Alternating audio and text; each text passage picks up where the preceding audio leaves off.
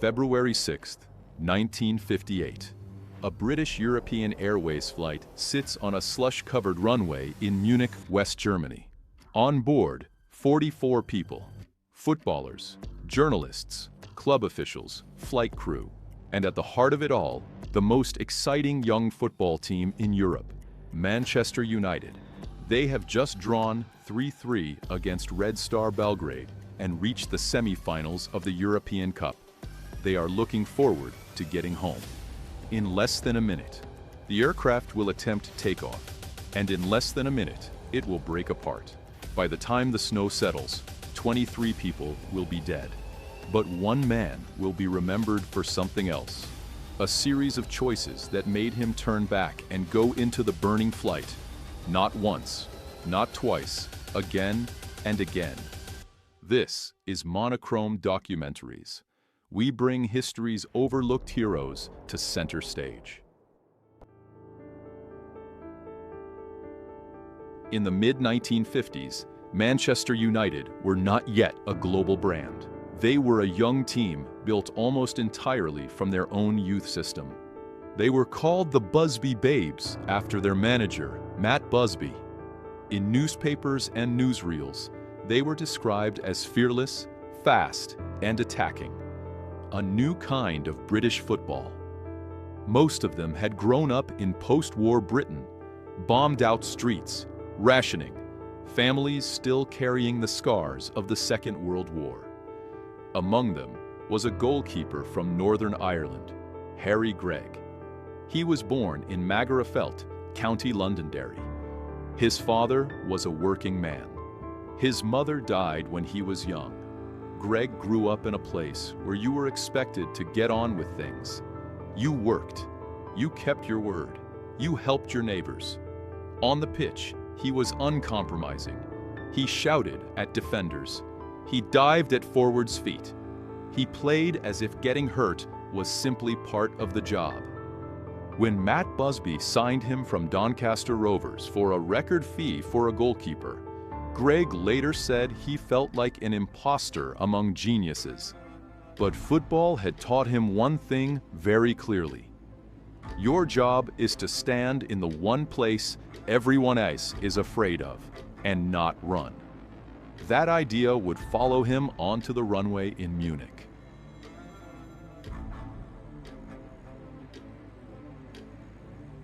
The European Cup quarterfinal in Belgrade was a glimpse of a bright future. United were playing attacking football on the continent and holding their own. But to compete in Europe, they had to get back home between matches in time for their domestic league fixtures. This meant tight travel schedules, charter flights, and, on this particular trip, a refueling stop in Munich. The BEA Elizabethan aircraft landed, took on fuel, and taxied back out. While it sat on the ground, snow thickened. Slush started to gather on the runway. Temperatures hovered around freezing. At 2:19 p.m., the first takeoff attempt was abandoned. The pilots felt something was wrong with the engine performance and throttled back. Passengers felt the acceleration. Then a sudden deceleration. Nervous laughter followed. Someone cracked a joke about not fancying this. At 2:34 p.m., the second attempt also failed. This time, the mood changed. Some players refastened their seatbelts more carefully. Others loosened them again, trying to act casual. Reporters looked out of the small oval windows at the snow building up. Gregg sat near the back, on the left-hand side. He later recalled thinking, "Third time lucky," or "third time." He didn't finish the sentence, even in his own head. At around 3:04 p.m., the captain received clearance for a third attempt. The engines roared. The aircraft began to accelerate. But instead of cutting cleanly through the slush, the wheels started to plane across it, like tires on standing water. The plane gathered speed, but struggled to lift. At the end of the runway, there was a boundary fence. Beyond it, a road, a house, a hut, and a line of trees. The aircraft had not lifted off.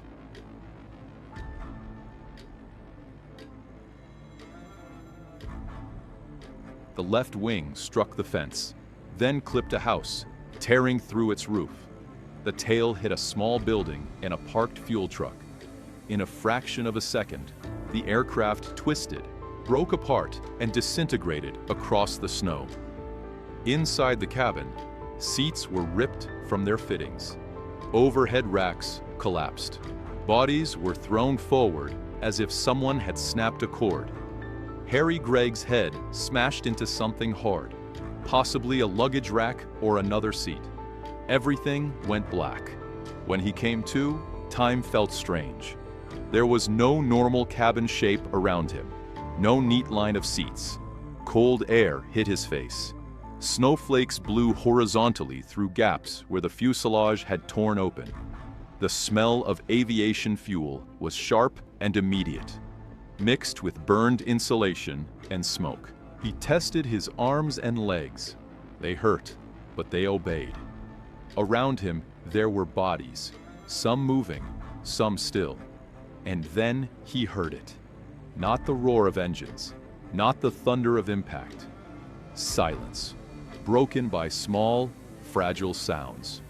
A cough, a low moan, a thin voice somewhere in the wreckage, calling out for help. And under it all, very dim at first, the crackle and pop of a fire beginning to take hold.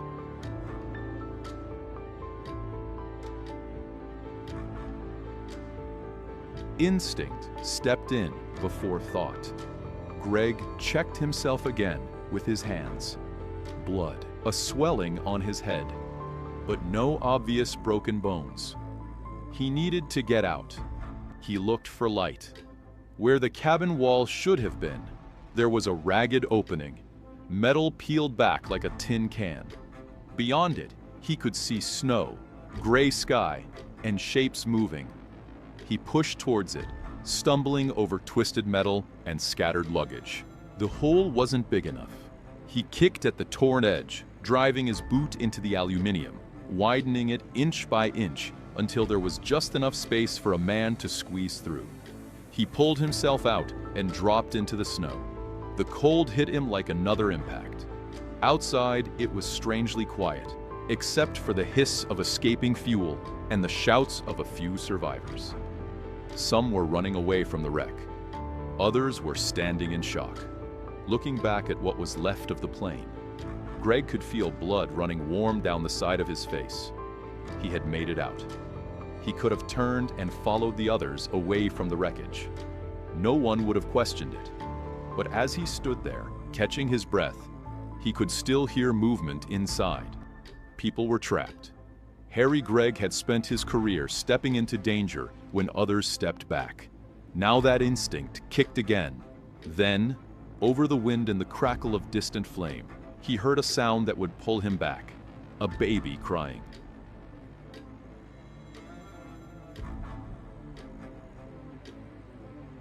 It was faint at first, almost lost in the noise of the wind. Then clearer, a thin, high, desperate sound. A baby crying. It didn't make sense.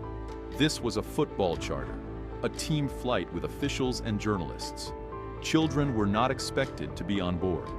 Yet the sound was unmistakable. Gregg turned back towards the torn open fuselage. He shouted to the people moving away from the wreck. "There's people alive in here." Some glanced back. Most kept going, stumbling toward what they thought was safety. Gregg felt something settle inside him, a cold, heavy certainty. If he walked away now and that crying stopped, he would carry that silence for the rest of his life.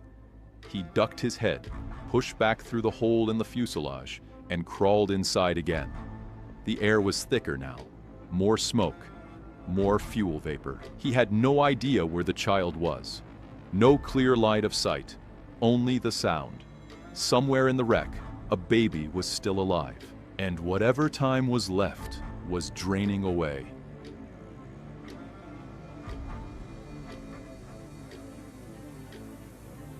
As Harry goes back inside the burning plane, if you feel stories like his deserve to be remembered, please like this video and subscribe. It's free for you, and it genuinely helps more people discover these forgotten heroes. Inside, Gregg moved on his hands and knees, feeling his way past broken seats and twisted metal. The crying grew louder as he moved toward one section of the cabin. He began shifting debris, bags, bits of framework, clothing, working toward the sound. At last, he uncovered a tiny shape, half buried, a baby girl, miraculously alive, cushioned by wreckage rather than crushed by it. He picked her up, held her close against his chest to shield her, and turned toward the exit. As he did, something in the corner of his vision caught his eye. Another body, a woman, lying awkwardly, clearly injured.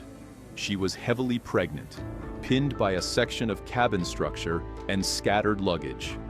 This was Vera Lukic. She was unconscious, trapped, and in no position to move herself. Gregg now had an impossible choice in front of him. He could take the baby out immediately, get her to safety, and then try to come back. Or he could stay, try to free the woman now, and risk that in the seconds or minutes it took, the situation inside would turn completely deadly.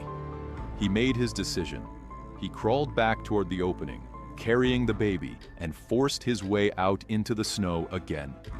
Outside, he thrust the child into the arms of someone close by. Hold her. There was no time for explanation, no names.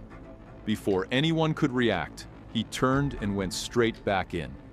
This time, he focused on Vera. Piece by piece, he pulled wreckage off her, straining against twisted metal with the strength he had left. At last, he freed her enough to lift and drag. He got her to the opening and out into the snow. By the time he emerged with Vera in his arms, the wreckage was no longer just a broken aircraft. Flames were spreading, smoke was thickening, and his team were still inside.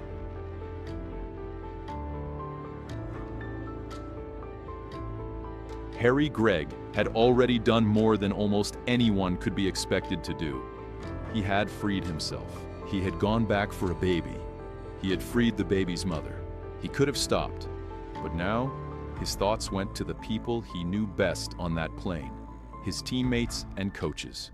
He turned toward the section of the fuselage where the main group of players had been sitting. He climbed in again.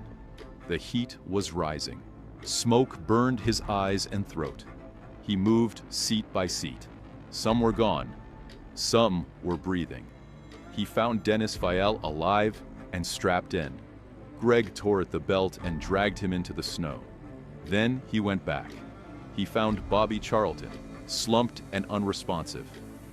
Gregg grabbed him by the waistband of his shorts and hauled him clear, dragging him across the wreckage, out into the freezing air.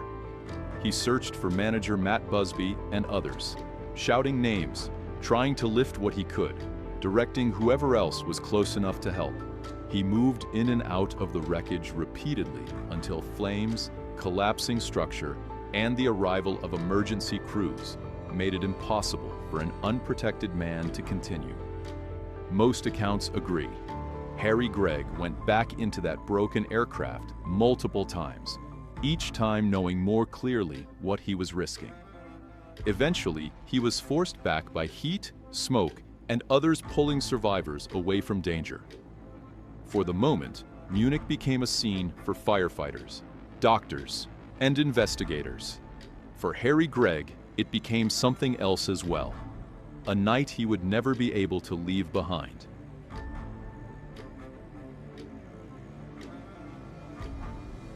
The only way to understand that afternoon was to count. When the fires were finally brought under control and the scene was counted, the scale of the disaster was clear.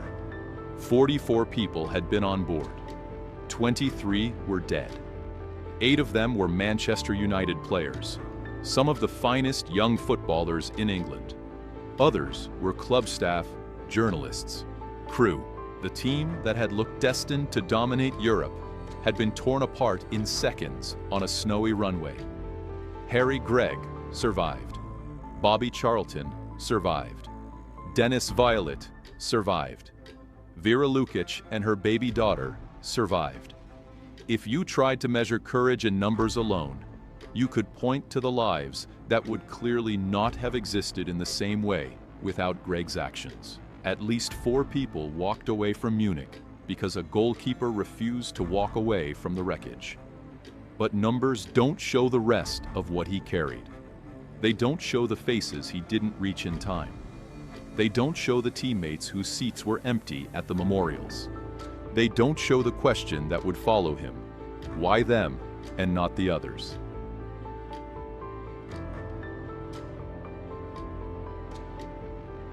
In the months after the crash, Manchester United existed in a kind of shock. Funerals were held, memorials were built.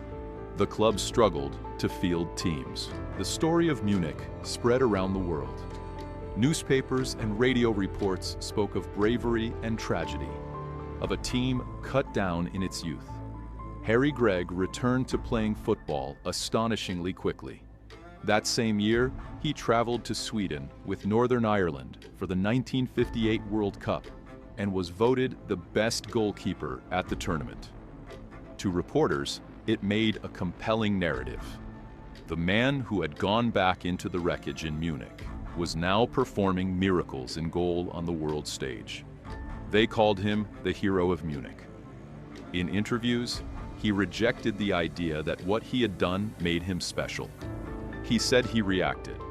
He said he did what he'd been brought up to do. He called himself a frightened man who happened to be there. The world wanted a simple hero story, but Harry Gregg lived with a more complicated truth. 49 years after the crash, another thread from that night came back into his life. A man from Serbia traveled to meet him. His name was Zoran Lukic. He was the son of Vera, the pregnant woman Gregg had dragged from the wreck, brother of the baby girl Gregg had carried out first. Zoran had grown up with a family story. When your mother and baby sister were trapped in a smashed aircraft in Munich, a man you had never met carried them out through fire and snow. Now he was standing in front of that man. Accounts of their meeting describe emotion on both sides. Gregg wept. So did Zoran. Zoran told him what his actions had meant for their family. The children that were born, the lives that were lived, the decades that unfolded after that afternoon on the runway. For a brief moment, Munich was not just smoke and broken metal in Harry Gregg's memory. It became a living connection across time and borders, a reminder that the consequences of a few minutes in 1958 had stretched into another family's entire existence.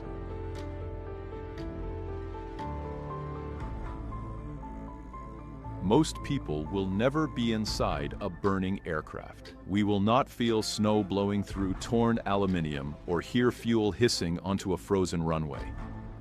But versions of the same choice appear in smaller ways. A problem that clearly belongs to someone else. A moment where saying nothing or doing nothing feels like the safest option. Harry Gregg was not fearless. He was hurt, concussed, and as shocked as anyone on that flight. He was also a man shaped by a certain way of thinking. You look out for those around you. On that day in Munich, he woke up in a wreckage, heard a baby crying, and decided he could not live with himself if he ignored it. And because of that, some people who should have died in 1958 lived on. They grew older. They had families. They told their own stories. There is no statue that can capture that fully. No simple headline that can fit it into one word like hero. In the end, what stands out is a stubborn decision made in smoke and snow by a single person whose instinct was not to run. Thanks for watching.